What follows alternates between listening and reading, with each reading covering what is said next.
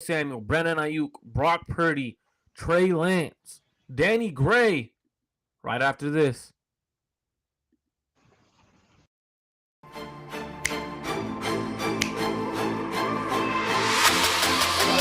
Let's go get him. Let's go get him today, man. Let's go. Hey, dominate on 3. 1, 2, 3, dominate.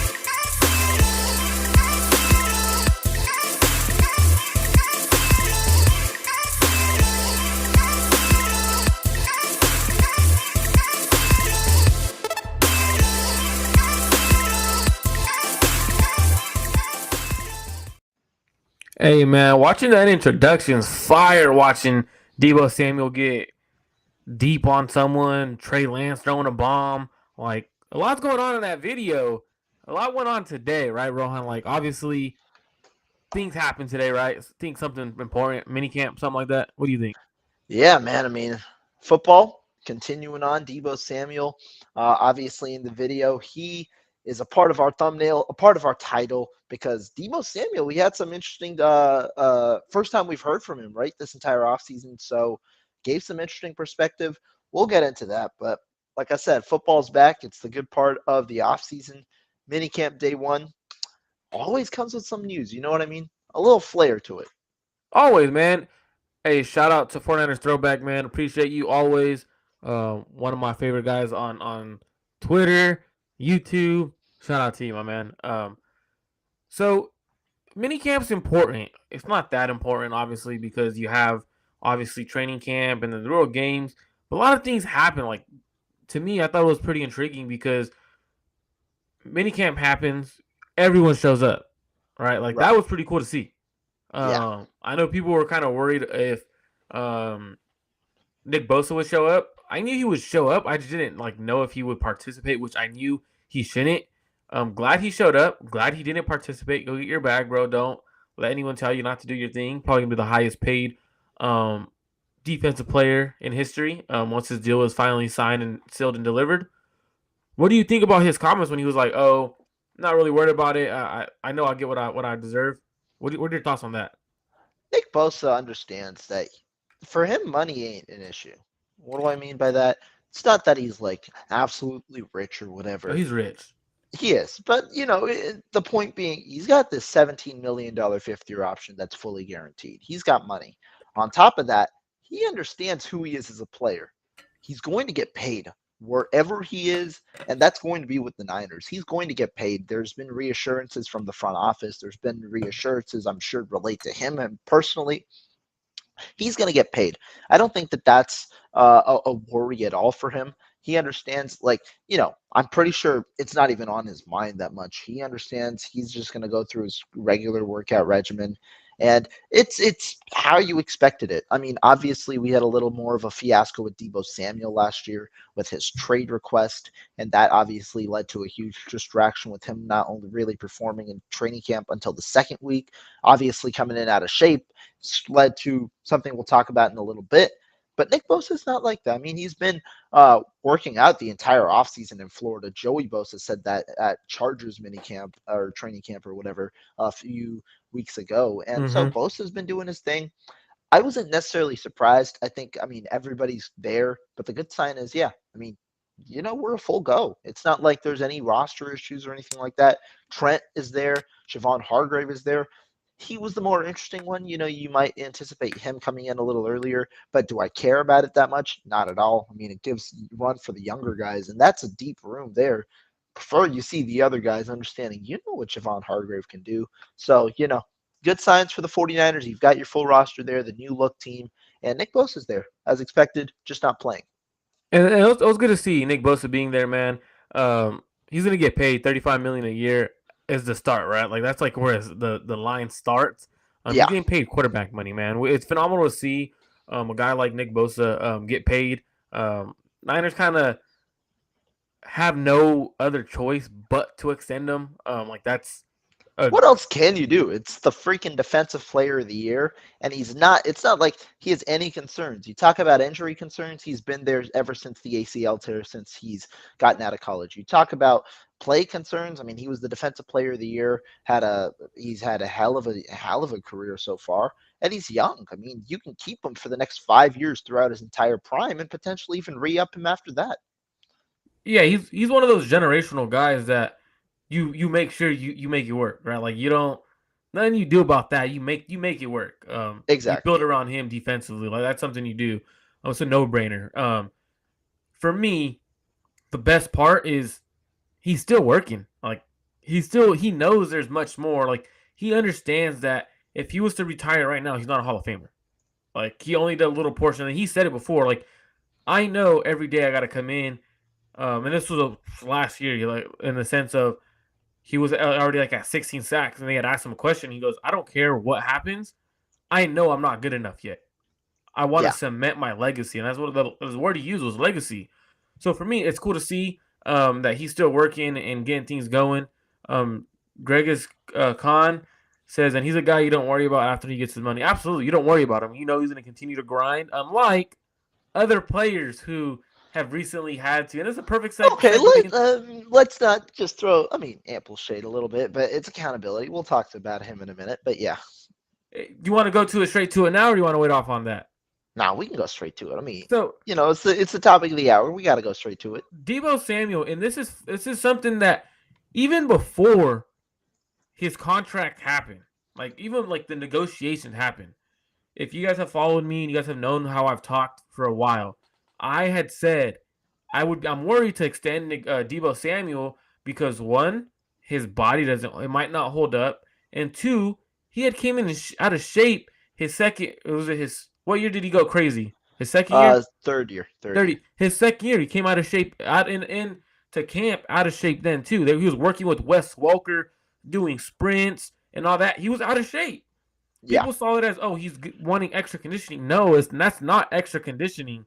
That's someone being out of shape and having to work with the receiver coach to get back into shape. And so to me, when that happened, I was like, that is a big red flag for a player who, when he gets paid, is he going to want to work? Is he going to want that extra? You know what? I want to be an elite all-pro player every single year. Well, contract negotiations came up. When you're about to get paid, you would think that you're working even harder because you're going to get that back. Like you're literally, instead, he came into camp out of shape. He looked hefty. He looked thick. Literally thick. Like literally. If you guys have seen Marco's caption or thumbnail, I mean, it tells you right there. And if you have not seen it, come over to Clutch Gene Sports if you're on Rohan's personal channel. Come over to Clutch Gene Sports real quick. Check out the thumbnail. Hit the subscribe button. You'll see what we're talking about. He was thick, right? Not trying to be, and I'm not trying to be a jerk about it or anything. Like he really was thick. He came into training camp overweight, worked his butt off, but injuries started piling up. Right? Those injuries piled up, never allowed him to really fully get into shape. Right. It went into the season. Do you think that's something that, because I know his comments were like, well, the contract negotiations played a part in it. Was that a part? Did they play a part in him being out of shape, or is that him not working? Like, are you saying the contract negotiation aspect, or what do you mean? Well, because he did say, and I have to find that exact quote what he said, but he pretty much kind of like alluded to, well, the contract negotiations and stuff like that. It played a factor into me not being in my best shape. I think that was a, what do you call it? I think that played a part for sure, because first of all, you're not by the team. You're not even on a workout regimen specified by the team. You essentially are not communicating with the team during this portion of time. And then when the trade request happened, obviously there's a little bit of a change in dynamic there as well. And so there's all sorts of different communication. I think, yeah, it definitely plays an aspect into it because, I mean, we heard Deebo Samuel. He didn't work out with his teammates either. He was out in Florida for a portion of his offseason, and he himself admitted he was out of shape. And I think he talked about it, right? How it was a distraction, and I think that distraction did play into him coming into camp out of shape. We all saw it. He didn't come into camp and work the first week. He was conditioning the first week, and this is also after he signed his contract, which was the day one of the second week, I believe, of training camp. And so, it took a little bit of a buildup, and that obviously errs on the side of caution. Ends up not having the strongest season. Now, of course, there were some unfortunate injuries. You talk about the twist of the ankle, which seemed bad, ended up only being out 3 weeks. And Deebo Samuel, he's a baller, right? It's not like he's not a guy who's going to shy away from contact. He's not a guy who won't give his all in terms of that aspect. But you did see some other elements where he also didn't improve, but specifically on the out of shape part, I do think, it had to have been a distraction. Like the distraction had to have played a part in it, because that's how he ended up being that's how he ended up not coming into camp in shape. See, I'm gonna disagree, man, in the sense of, and I get what you're saying. Like, you're not around the facility, so you can't work. I'm assuming you're saying that that's just how he's been. Is that what you're gonna say? Well, not necessarily that. So year 2, right? He came out of shape. It came into camp out of shape. That just he carries himself thicker. He's just a thicker guy. Like, he carries his body weight is usually heavier, but he lives in I want to say lives in the Baltimore area, like the Maryland area, right? Like, so for me, he always goes back to train at home. He trains with a personal receiver coach, personal trainers and stuff like that. So it's like, for me, it's like, well, how are you going to criticize? How are you going to blame your contract negotiations when you're not the one negotiating the contract? You have an agent for that. Like, I get it. It might play a factor mentally in the sense of like your mental health. Like, you don't know your job security, if you're going to have to be moving across country. And you, Right. like that. I get that. Like the mental health aspect of it, because it does play a part on take a toll on your body. But how can you say that the contract negotiation affected how you trained? Like, you still, either way, whatever team you go to, you still got to be in shape. You know what I mean? Like, if he was traded to the Jets, he would have showed up to the Jets out of shape. So for me, Yeah. it's like, you got to, as a pro athlete, you got to take care of your body, right? Like, constantly going, working. Like, that's what to me, it didn't make sense when he used that. I do love that he said that him and Kyle Shanahan sat down. They had a long, lengthy meeting, and they were pretty much talking about how, hey, this is what you looked like on tape last year. You looked sluggish. You did not look like yourself. And if you go look at the stats and you look at everything that happened, yeah, his 2021 self, he was an All-Pro. He had 1,300, I believe, 1,300 yards receiving, 1,400 maybe a little more. I might be wrong on the numbers exact, but he had over 1,300, I want to say. You're saying his breakout year, Yeah, his breakout year. 1405, Yeah. 1,405 yards. Yeah. So 1,405, I want to say he had 300 rushing yards that year. Yep. And then last year, if I'm not mistaken, 600 receiving yards and then 400 maybe rushing yards. Nah, it was less than that. Not 400 for sure. He only had 32 receiving yards, Receiving. and then on the rushing side, it was only 232. So it's even worse than I thought. I thought it was higher than that, because I know we started using him as a running back in a way because they wanted to get the ball in his hands. Mm-hmm. So to look at those numbers, that's a drastic drop.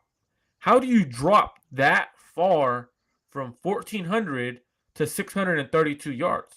Being out of shape, and your body starts to not necessarily fail you, but it starts to break down because you're not in the best shape, right? So for me, that was the biggest issue. And I love that he's like, you know what? I'm never going to be that Deebo again. I'm going to never put bad tape on film again. And I'm excited to see what Deebo Samuel comes into camp looking like. You don't just say those words and not hold yourself accountable, because if he comes in out of shape, all of media is going to be on his ass. Be straight up. Yeah. And I mean, I think that's important, right? I talked about it in a Twitter space that we were just in. It's important for him to say he was out of shape, and he's that sense of acknowledgement. And I think that's important, because he's telling himself, I understand there's an issue with my workout regimen, with the way that he's going.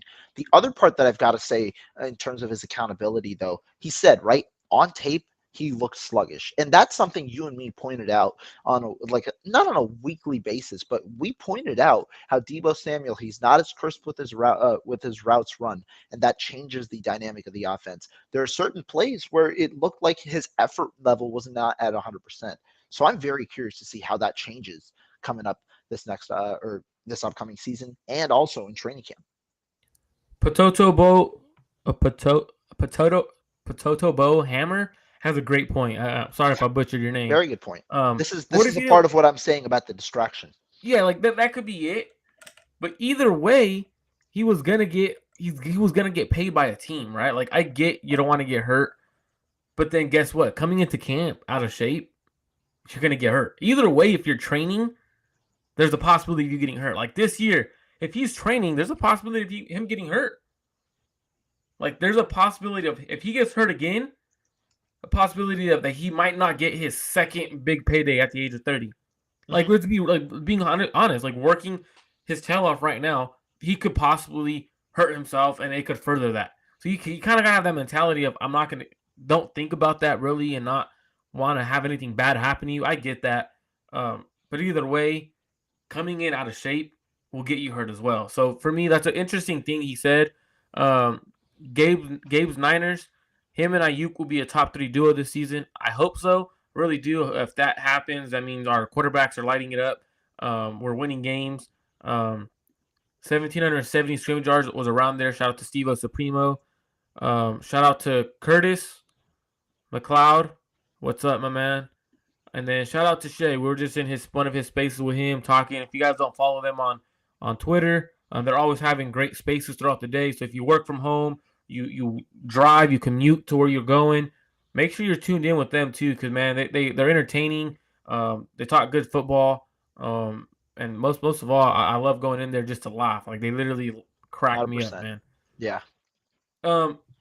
So there's a couple other things, right? I want to go straight to the keep going receiver before we talk quarterback room, right? Danny Gray is having a good start to minicamp. He had a good start to minicamp, and then he had some flashes at OTAs. Is this where we finally see Kyle's offense have that deep threat? And the crazy part is I don't even think Danny Gray, in the sense of the deep threat, I think what he's doing on the underneath routes, his route running ability right now, is what's more impressive to me than the deep speed. That's interesting because, I mean, obviously, I haven't heard too much on the Danny Gray front. And here's where I'll be a little bit of a, not necessarily a downer. I tweeted this out maybe a week or so, week and a half, 2 weeks ago. I think Danny Gray is still more of a 2025 guy. I think that he provides a unique skill set. I agree with that portion. I just think with the way that the 49ers are currently standing at the receiver position, you've got Ray McLeod there, who I don't think is going to be cut, despite some people saying that could be an option. I think he provides too much value.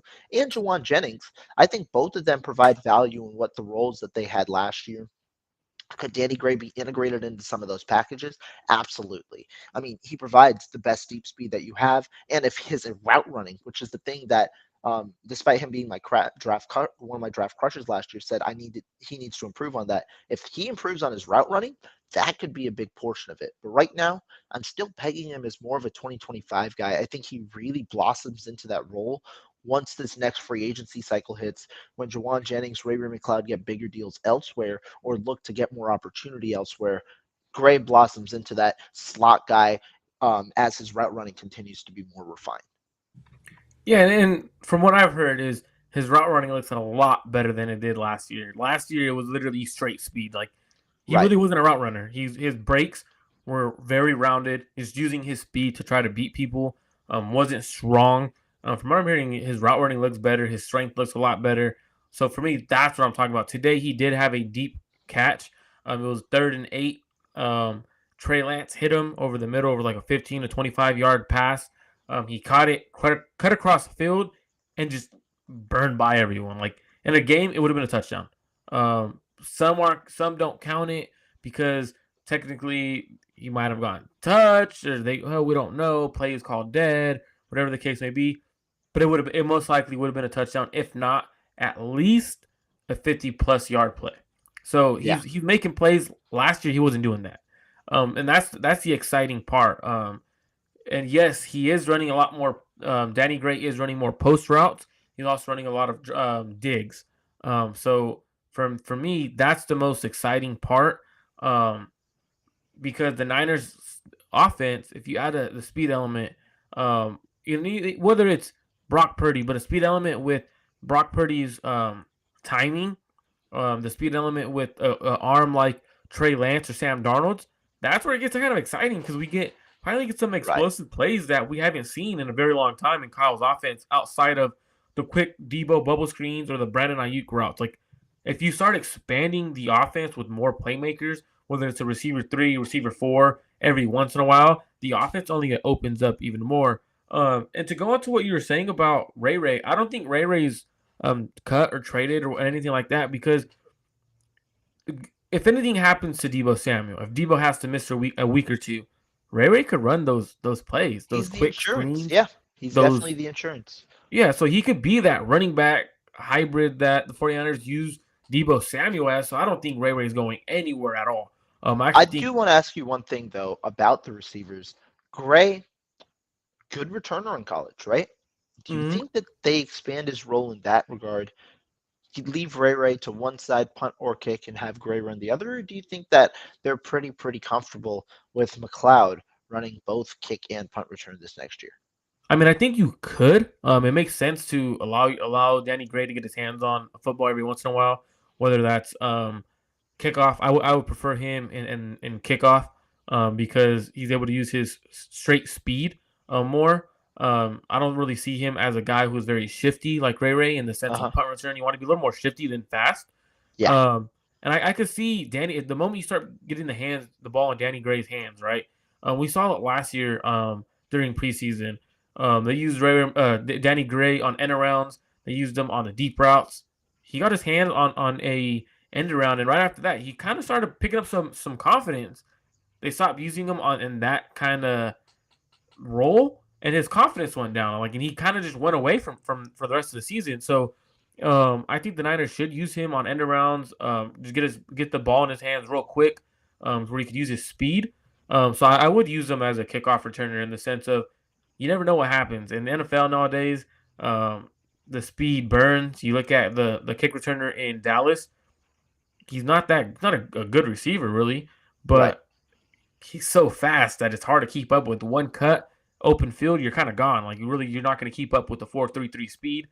So that's something interesting. I could definitely see kickoffs. Steve Supremo said walk kickoffs. I think he's saying. I don't know what he's saying right there. Walk Oh, kickoff. he's talking about the new rules, I think, just throwing a jab at the new rules. Oh, okay. Yeah, I still think every kick returner is going to return kicks. I don't think it's going to change. The only thing it's going to change is, for example, so the new kickoff rule. What it's going to change is if back in last year, what teams were doing was they were kicking it high Yeah. and short around like the 3 yard line, 5 yard line. What it was forcing kick returners to do is get under it and force to return it, and they were getting closer to the 20 to 25 yard line. But it was causing more turnovers because you're coming faster by the time you starting to actually run. Now what they can do is just fair catch it. They get the ball at 25, so there's going to force them to actually kick it deep, and it's still going to keep the same amount of returns. And from what I believe, based off what I've seen from college, so I shouldn't be worried about that. So receivers, they're looking good. No one could cover Brandon Ayuk. Deebo's coming into camp in shape. Jawan Jennings had a touchdown from Trey Lance. Danny Gray had another touchdown that we're going to count. Well, 2 quarterbacks had a play today. They threw the ball. Actually, 3 quarterbacks. Brandon Allen played 2. But I really didn't talk much. That's probably the quarterback that Kyle Shanahan's secretly falling in love with, that no one wants to talk about. Let's But talk quarterbacks. Yeah, let's talk let's talk quarterbacks quarterbacks real because it was quick, an and it'll interesting be a day. quick. Go ahead. My bad. No, I mean it was an interesting day. So let's go ahead. Let's go ahead with the quarterbacks. So quarterbacks went to red zone period, and this is all numbers and reports that we are going to be using from other sources. And I'll go straight. I don't know what stats you're looking at, but most people aren't going to like who I use for this stat. The reason why I'm using this guy is because he tends to be more reliable. When I was at camp, when I'm there, what I do is I chart. I match up who mine match up to better. So when I'm not at OTAs and I'm not at minicamp, I know who I could rely on. Yeah. And for the most part, Grant has always been closer on charting numbers than everyone else because they don't count that throw, even though. So I count every throw that happens at OTA training camp because you can't touch the quarterback anyways, so it doesn't matter. The receivers and the DBs keep playing, so you're looking at the routes and all that stuff like that. So for me, I'm going with Grant. I don't know whose numbers you look at, but I would be interested to see who you saw. Yeah, I mean, So Grant's a guy who I always look at. Today I saw a tweet from Barrows. It really is whoever pops up on the timeline, and then I do a comparison from the guys that pop up. Today, Barrows is the guy who popped up with Grant's. I'm not sure if Grant used both 7-on-7s and 11 numbers because the other ones that popped up seemed a little lower than his in terms of the totals. But regardless, they were similar. And so, what were your initial takeaways from what you saw? I know we don't care too much about statistics, but overall, from what you saw with the quarterbacks. So what I did see was Matt Barrows. He used I do know because he did put in 11-on-11s. I had like he put specific in only 11-on-11s. 11-on-11s he had Sam Darnold 4 for 7, and then he had Trey Lance 6 for 9. Grant actually had. I'm not sure though if that's utilizing red zone play as well. I So don't think it is because red zone I yeah, believe was 7-on-7. that makes sense. That makes So sense. so red zone including all practice. Grant had Sam Darnold 8 for 10, 8 for 13 with one dropped interception and a lot of nice touchdowns. I believe it was two to three touchdowns. Trey Lance had completed 9 of 14 passes. He had obviously the touchdown that would have been the Danny Gray one. I want to say it was Sam Darnold 3 touchdowns to Trey Lance's 4 touchdowns. Mhm. Now when we're looking at this, the takeaways I did get from guys like Matt Barrows, David Lombardi, and I do read the guys even though I might not take what they're saying too serious sometimes because I'm not there. I don't like to really use their information as my information because I do have someone there that I could easily just text like, hey, what are Right. your thoughts? Like Yeah. it's easier to do that than ask those guys for their information. But what I saw from everyone that was reporting was Trey Lance looked much better than he did last open practice. A lot more decisive, pushing the ball downfield during the red zone period. He had a few nice throws to, I want to say at least one to Jennings. That was something we've never seen. I shouldn't say never seen, but something we hardly see from Trey Lance. He threw with anticipation, threw the ball at the back pylon before Jawan Jennings was even out of his break. Touchdown. That to me, the anticipation that he's throwing with now, even a pass that my guy texted me right away was to Brandon Ayuk. He threw with anticipation. Ball was on the money. Brandon Ayuk made a nice move, kept going. Would have been about a 35-yard play. To me, that's what I'm impressed by. I'm like, whoa, more than one play that we're hearing from anticipation throws. For Sam Darnold, I thought it was interesting because so on the spaces we were just on Twitter with Davo, Trey, Roscoe's, and stuff like that. They mentioned one dropped interception from Denominator Lenore. Well, I heard it was more than one dropped interception on Sam Darnold's part. Grant reported one dropped interception. Jack Hammer reported one dropped interception. From what I heard is there was multiple plays that could have been intercepted, not dropped interceptions. Multiple plays that if there was pads and it was a live practice, they would have been interceptions. To me, that's what kind of is interesting because Sam Darnold went from 7-on-7s, which was red zone period, looking very efficient, very sharp, everything, knew where he wanted to go with the ball, to 11-on-11s, started off all right, and then went downhill. To me, that's kind of the same Sam Darnold we've always seen throughout his career. Right? Like, red zone looks fine. 7-on-7s, he's always like an elite thrower. I mean, he has the arm talent. 7-on-7s, you're gonna look elite. 11-on-11s came into play and he struggled. So to me, to see that, that's kind of interesting. He didn't push the ball downfield as much as Trey Lance. Now, to me, that's where I'm wanting to see is which quarterback isn't afraid to make the mistakes. Because the quarterback that is afraid to make the mistakes is going to be the quarterback that makes the mistakes. The fact that Trey Lance layered a throw over a linebacker on one of the passes to Danny Gray, to me, I'm like, wow, like that's something that is impressive. Like what we're hearing from Trey Lance and Sam Darnold during these last few days, Sam Darnold might have played better, and he did play better the other open practice. Today it sounded You're like Trey saying in Lance OTAs, you mean though? in OTAs, Hmm, One got of it. the so I wouldn't say throughout the entirety of OTAs because from what I heard, Trey Lance looked better throughout the entirety of OTAs, but for the Uh huh. open portion to the media, Sam Darnold looked better. Got it. So for, at least for one of those practices, the other one was 50-50 toss up. You could give to either or. So for me, that was interesting. What were your takeaways and your thoughts from what you've read and what you've heard from people you talked to? Yeah, I mean, overall, Trey Lance, Sam Darnold, today was an interesting day. What I read, red zone period, it seems like it was 7-on-7s. I couldn't confirm for Red sure, zone but it period. seems What like, I could confirm, red zone period was 7-on-7s. yeah.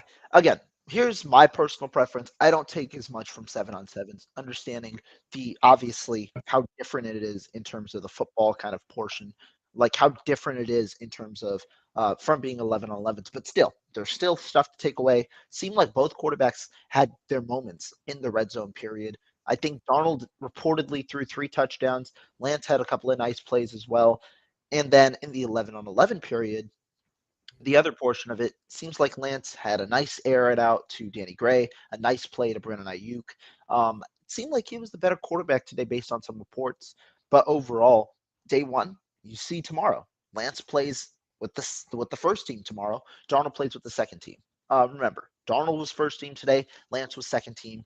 Obviously, you understand the drop off between the first and second team. So, is it sustainable? We'll see that tomorrow. But But the thing is, though, go, go ahead.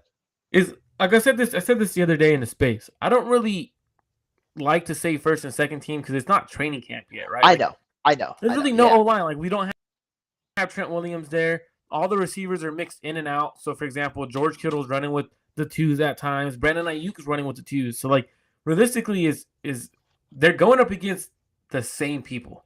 They're throwing to the same people. So what we see is even though it's ones and twos, and that's why it was interesting on a comment that Kyle Shanahan said today. He goes, "Well, the competition don't start until training camp. I really don't. To me, that's when the competitions really uh-huh. start because they actually have pads. They're actually going with the true ones on the offensive line against the ones on defense. So it really isn't ones versus twos yet, as I said the other day. So I wanted to clarify that because if it was ones with one, if Sam Darnold was only with the ones and Trey was only with the ones, Trey wouldn't be able to throw to guys like Brandon Ayuk right now. So that's That is an where important clarification. That is a very important clarification, and that is even in camp. Sometimes you'll see the mixing in and outs, mm-hmm. where the second team will play with the first team and things like that. So it is important to note. But I mean, what I'm looking for now is consistency. How can which quarterback can deliver the consistency? And it'll be an intriguing battle, 100%. I think it'll be an intriguing battle, and I'm excited to see obviously which quarterback prevails in it. But we talked about one thing, and that it was going to be more of a competition. It seems like Kyle Shanahan wants to make it more of a competition, and he's actively doing that with the quarterback rep distribution, with the way that it's being conducted, and so that's something I'm excited to see because I thought it was important to have. While I don't know if I'm as big of a fan of Sam Darnold having a significant portion of first team reps, before training camp, I don't really care. I don't. And so I'm excited to see the competition because I think it'll bring out the best in both players. So I'm gonna just call you Hammer. I don't want to butcher the first part of the name, Patobo Hammer. How do you feel about George Kittle said about Trey and Sam? I didn't see what he said about Sam Darnold, so I want to know what did he say about Sam Darnold because I know what he said about Trey. Do you know what he said about Sam? I don't. I only saw the quote because they weren't live streamed. They weren't I only live. know. I They only normally have are. what Shanahan said overall. I have that recording. I don't know what he said about Sam Darnold. But let's start with the Trey Lance portion while he types in whatever Kittle said about Sam Darnold. What do you think about that? I thought it was interesting because I know earlier I was messing with Roscoe. I was like, oh, it just because like, the comments we said over there and stuff. But what I saw from it was interesting because you don't really hear George Kittle talk like that about the quarterbacks unless it's you're like, okay, yeah, they're great, we win, right? And he's like, well, he looks much better. I'm not gonna lie to you guys, he looks much better. He's coming to my tight end you thing. Like to me, that was awesome to hear. Like, okay, now he's starting to get some praise from his guys. Like that builds your confidence as a player, like especially a young player who struggled, gone through a lot. And he's probably like, hey, damn, that's trending now. Whoa, because even right away, George Kittle goes, yeah, he misses some throws. Yeah, I see you guys post them. Everyone does. It's practice, like pretty much like it's done OTA. He's still working on things, and then right away, right away that it went viral. Oh, he kind of just brushed Sam off in a sense. Interesting. That is interesting. I'm gonna go call someone that I know that was actually there for the media portion, and I'm gonna ask him what happened. What was your take on it? Because if people are saying that he kind of brushed off Sam Darnold, that is interesting. That is interesting. So now we're thinking of it, right? If he's brushing off Sam Darnold, and this is me speculating because I don't have, and I'm trusting what Potobo Hammer's saying. It's me speculating. If he's brushing off Sam Darnold, how fast until he goes to Kyle Shanahan like he did with Jimmy Garoppolo to defensive Jimmy Garoppolo, right? He defended. It's public knowledge he defended Jimmy Garoppolo. It's common knowledge. How fast does he go to Kyle and say, "Hey, you cannot let Sam compete. Trey and Brock Purdy compete." I don't know. I that's an interesting one. Obviously brushed off Sam in a sense. We'll wait for the context on it, but yeah, I mean it's interesting because he did say Trey Lance looks a lot better. My understanding of it is he looks a lot better. One, he's healthy. He isn't dealing with any extracurricular things, and two, he's getting a full off season. And the mechanics, obviously, we saw a little bit of a change. And yeah, I mean, it seems like the confidence is there, so it's a good sign. It's a good sign for sure. So the biggest portion, right, too, looking at everything. So we talked a little bit about Deebo. We talked a little bit about Danny Gray, Brock Purdy, Nick Bosa, Sam Darnold. We haven't talked about Brock Purdy yet, but that's coming up. Yeah. Okay. So report comes out, and I'm gonna go on. I'm gonna take a little rant real quick. Okay. I love Matt Mayoko, but he reported that the timeline was set for August 21st. Okay. Writes an article up. Looked like a report.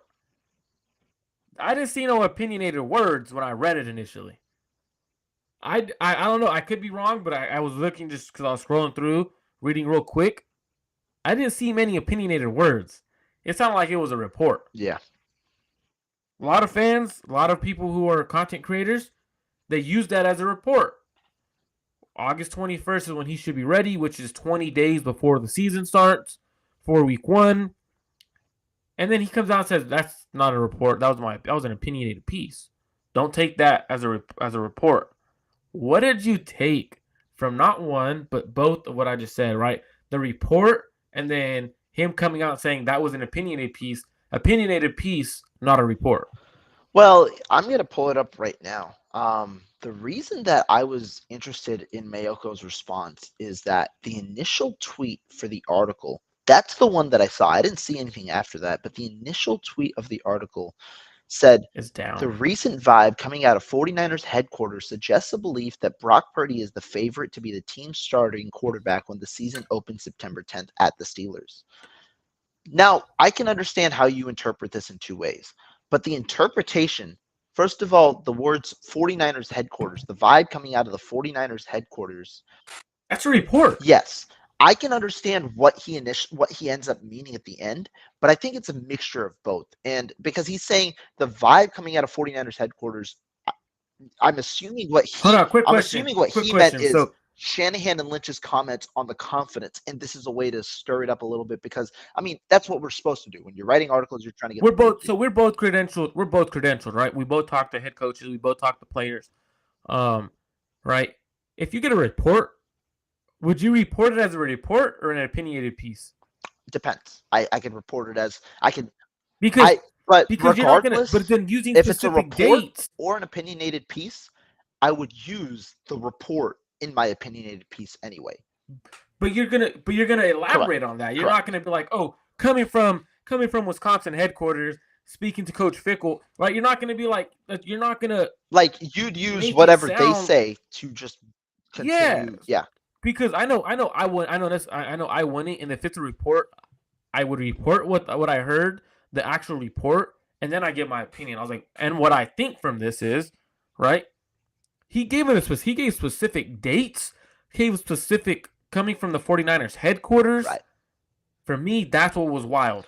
But I mean, yeah, it was certainly interesting. I don't know. Like, I'm not a speculation person, right? I'm not too big into that, but I do wonder whether he was told to retract something that he was stated, because all these dates, nobody else has gotten a hold of the dates, right? What was it? May 29th and then August 21st, 12-week period. And so I think Mayoko tried to make it sound as much of an opinion as possible, but based it off of something like a report. Obviously, he retracted it. I'm not a speculation person. Maybe it was purely to try. Obviously, you word in a certain way, you get a little more clicks. You're supposed to do that as a journalist, and so maybe Absolutely. it's something around that. But yeah, I mean, it was certainly an intriguing twist last night when I'm reading. When I'm on the timeline, and then you see Matt Mayoko commenting on something, saying, "This is not what I said." So what I want you guys to do, everyone, I appreciate everyone in the comment section. If you're tuned in to Clutch Gene Sports YouTube channel, or you're on Rohan's personal channel, go to either one. So if you're on Clutch Gene, go to Rohan's. If you're on Rohan's, come over to Clutch Gene. Hit the subscribe button to both channels, so you're always subscribed to both of us. Rohan does a lot of his personal stuff. I'm gonna start doing a little bit more. So for me, Rohan, I have a question for you. Do you think, and I know you're not a speculation person, but I have to ask this question because I brought it up. Did the 49ers ask Matt Mayoko to backtrack on what he initially reported? Because I'll give you my take on what I just took from that situation. Do I think that the 49ers asked it? What I'll say. Yeah, do you think he was addressed by, because obviously PR is all over things, right? Guarantee you PR is always telling these reporters, hey, take that down. Hey, that video you posted of Trey Lance, the video you posted of Brian Greasy, I've been looking for those videos. Can't find them. No, Why? what I would say You know what I is, mean? yeah, I know what you mean. But what I would say is, I do believe so. And the reason that I say that is, I think that, I mean, first of all, the 49ers have been very cautious. Brock Purdy specifically has been very cautious when discussing the timeline and his potential return date. They don't want to put a return date on it. Why? Because there could be, again, this is an unprecedented process, right? I know the 49ers faced it with Mullins, but this is your franchise quarterback. You don't want to stress it out too much. You want to make sure that everything is done properly, correctly. And so to me, I think that I think it was in a way retracted just to ensure that there's a little bit of a blanket in case obviously those timelines aren't met, as the 49ers have operated this entire offseason. I absolutely agree. I think, shout out to Sersky. I do think the 49ers said, Matt, you overjumped the gun. We gave you that information. Someone gave you that information in our building. You were not supposed to put that out. We don't want, and it could, and I agree. I think it's because they don't want to put a timeline on Brock Purdy's recovery time, right? You want to give him as much as he needs, right? Now, he's ahead of schedule, which is great. But I also think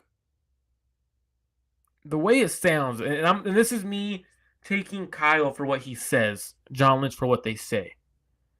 Okay, you don't want to take 8 games isn't enough for a quarterback. 3 or 4 games isn't enough for a quarterback to say what they truly are, right? So you're looking at both of them. It's like, well, just let them compete. The better man wins the job in training camp. Now, Brock Purdy has the edge, but if you're truly going to let them compete, this allows you to actually let them compete in training camp without one of them being the starting quarterback, because he said the starting quarterback week That's 1. fair. And I'll say this. This is nothing to do with what Mayoko's, well, it is, but nothing to do with the report aspect. If Brock Purdy is ready by August 21st, or 21st, sorry, not 21, 21st, he's the starter. He's the starter. I think that when you talk about August 21st to believe start day is September 9th, I think that gives Like them 20 days. I think that gives them ample time. And I think honestly that might be what the 49ers want, in that, that's leading up to the third preseason game. I don't think he'd play in that game, but I wouldn't be surprised, if he doesn't play in the preseason and then uses that extra 2 weeks, or it's essentially 3 weeks of practice time, including that week going into that last preseason game. You get 3 weeks of practice to integrate yourself back in. I think that that's ample time.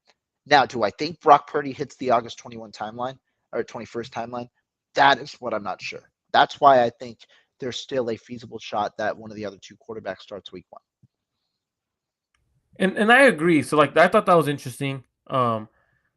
Because that was a little interesting. Like it kind of like had an uproar on stuff, right? On at least on the Twitter timeline. I wanted to ask you a question. Has nothing to do with minicamp, nothing to do with any players. How much longer do you think John Lynch is going to be the 49ers general manager? Ooh, this is an interesting one. Out of the blue. And one that we've talked about on camera and off camera for probably the past year. I think that this is his last year. I think this is his last year as the 49ers GM. Probably in a mutual decision or by choice at the end of the year. I agree with you. Now I have a follow-up on that Okay. because, a journalist has to have a follow-up. Do you think this could be impacting how John Lynch is treating the quarterback situation, or how he thinks about the quarterback situation? In what way? For example, he knows this is his last year. What quarterback gives me the best chance right now versus what quarterback gives this team the best chance now and in the future? Absolutely, but I'll also add that to import another portion. I don't think John Lynch is the only guy thinking like that.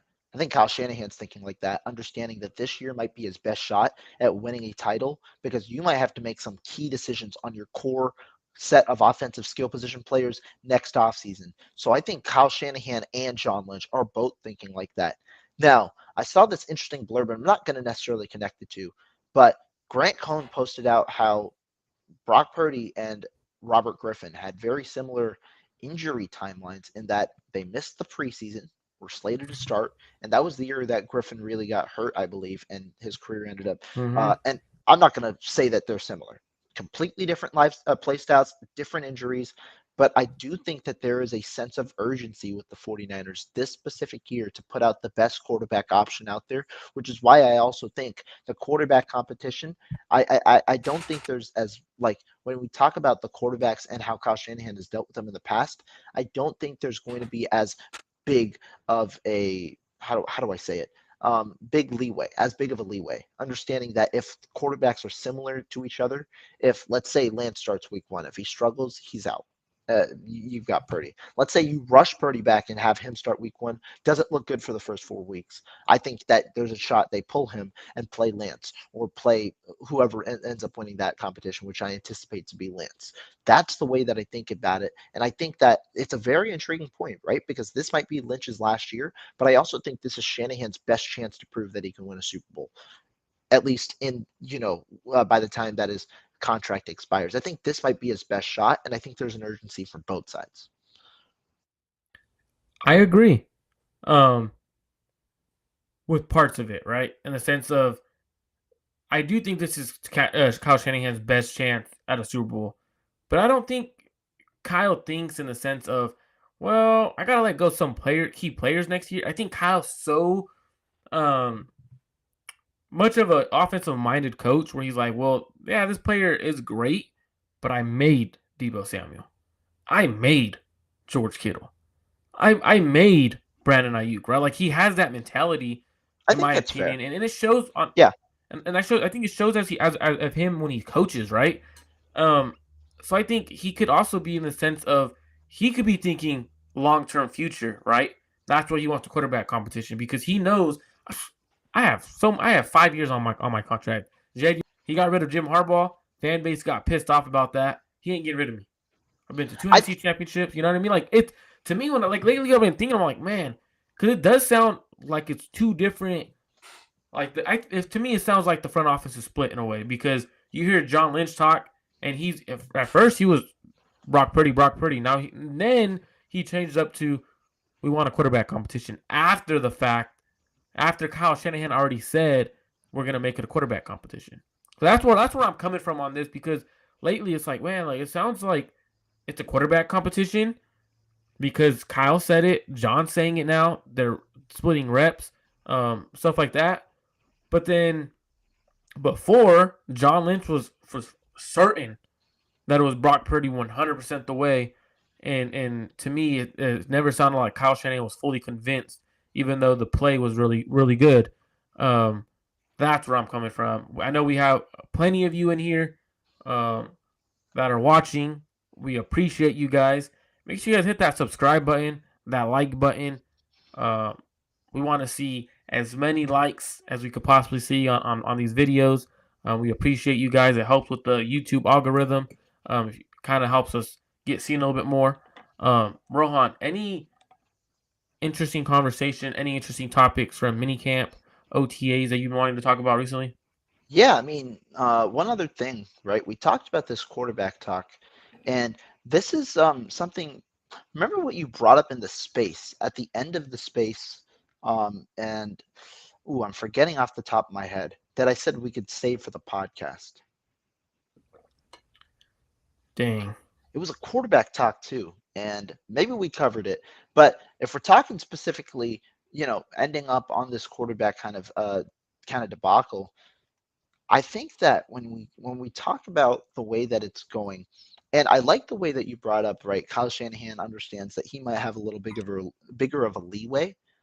I still though think that there is a sense of urgency from him this year, not because of necessarily the drama that might ensue with his job, but more so the determination in himself to get over the hump because that's the one thing he continuously gets characterized upon. The guy who can't win the Super Bowl, the guy who blows that lead. You know what I mean? I absolutely agree with you on that because like he's starting to become more apparent that he notices it now. Like, I know he says, "Oh, I don't read anything on social media. I don't do anything. My wife tends to show me." You think your wife doesn't see what people were saying about you and tell you, "Hey, babe, they think that, you know what I mean." Like realistically, I guarantee you, his wife is telling him, "Hey, they think you're a failure.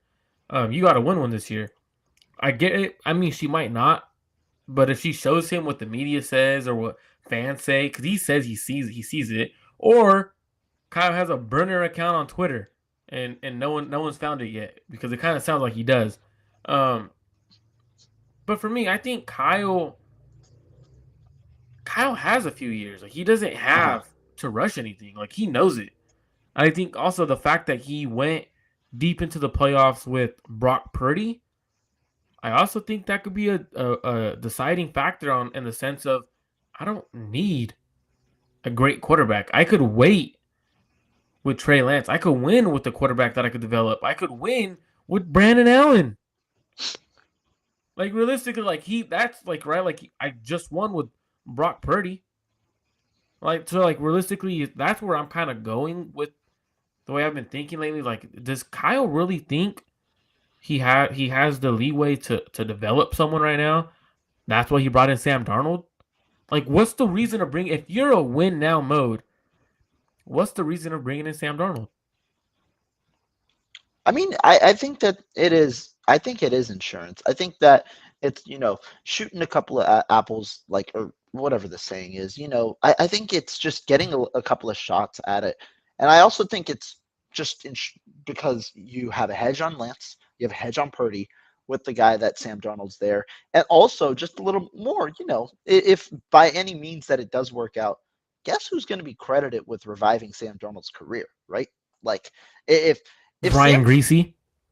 no, it'll be Kyle. Brian Greasy. I guarantee the way Brian Greasy spoke before that that interview came down from everyone's YouTube, it sounded like he is going to take credit for it. I did that. He might take credit for it, but I do think that, like, if you're talking about national media and things, who's getting the credit for it? It's going to be Kyle, right? Like, Yeah, it would. all the narratives. I even saw some Mike Martz article today come over how Sam Darnold could be the next guy because it's Kyle Shanahan. You know what I mean? And I think this comment's funny. First of all, has Brandon Allen been perfect in 11 He or 11 actually watches? wasn't today. He actually started off with Oh, a couple of okay. incomplete passes today. But In the red zone period? no, I think it was 11 on 11s. He started off and he missed a couple of them. But for me, if Kyle was really all about getting that monkey off his back, right, in the sense of you can't win, why didn't he go sign a quarterback better than Jimmy, better than Brock Purdy, and Derek Carr? I know people are like, Derek Carr's trash. Derek Carr is better than both of those quarterbacks. He is. That's true. He is. But I mean, money. That's my ask. Like, They could money. the one thing is I mean, you can make the money work. you can but make the money work. Is it worth it? For a ring, yes, it is. And also, I don't know. I think that it was hard to compete with what the Saints, offered in that way. You can make it work, but you're screwed for the next 3 years. So you essentially get one shot at it, and if it doesn't work out, you're screwed. And Or I think even that's a move that could cost you your job. or even if he's so desperate of winning, why sign Kirk? Why not go trade for Kirk Cousins? Okay, I mean, that's a good question. Okay, Right? Like if he's like I that's mean, also like this goes back to what I was saying in that space before you came in. His mismanagement of the quarterback situation has been pretty well documented, and that's my biggest gripe with him. Right? I mean, I'm a Kyle Shanahan guy.